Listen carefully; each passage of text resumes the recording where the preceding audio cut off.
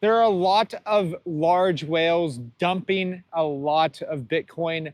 I'm going to cover that. That's not going to be the most bullish news you've heard from me in a while because there's some things I need to talk about with this, especially these wallets. Also, there's a large scale attack right now on the crypto space. And if you hold your coins on hardware wallets, this still could affect you as well. You're gonna need to listen to this. Okay, so let's go over to the CTO of Ledger. His name is Charles Guillemette. All right, so there's a large scale supply chain attack in progress. The NPM account of a reputable developer has been compromised. The affected packages have already been downloaded over 1 billion times, unfortunately, meaning the entire JavaScript ecosystem may be at risk. So he goes on to say the malicious payload works by silently swapping crypto addresses on the fly to steal funds, okay? So if you use a hardware wallet, pay attention to every transaction before signing and you're safe, okay? If you don't use a hardware wallet, refrain from making any on-chain transactions for now. It's still unclear whether the attacker is also stealing seeds from software wallets directly at this stage. Now, he also goes on to say, if you use a Ledger hardware wallet with clear signing, you are not at risk, okay? So what is clear signing? It means like it spells out exactly what the transaction is, what's happening in the transaction. Okay, so you need to pay attention to every single step of your transaction so that you know you're not being screwed over by some attacker. Okay, so and also if you do have like a Ledger or Trezor, you know, sitting on the side or whatever, and you're not touching it, that's not gonna, they can't just steal your funds, okay? You have to actively sign for the attacker to give them your funds. So keep that in mind.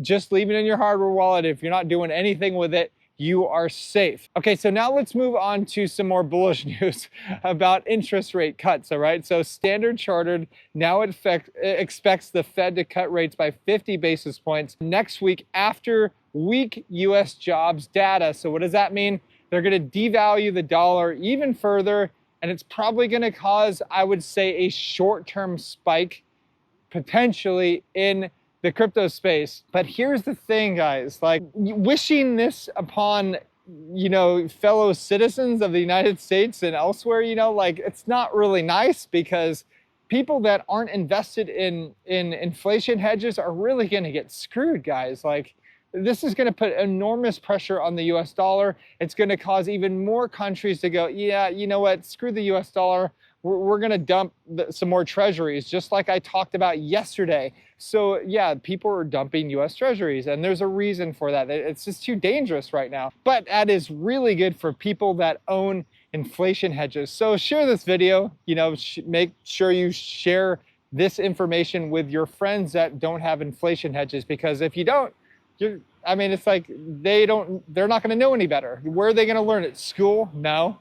So anyways, moving on, we have Bitcoin mining difficulty hits a new all-time high. It hit 136 terahash. So what this essentially means is that Bitcoin is getting stronger and stronger every single time this makes an all-time high. And the network is being more and more secure, which is pretty incredible for the most incredible inflation hedge the planet has ever seen. Now, do any of you like economists? Well, if you don't like economists, this is a great tweet for you. Rajat Soni says, economists don't like Bitcoin because their jobs would be obsolete if on a Bitcoin standard.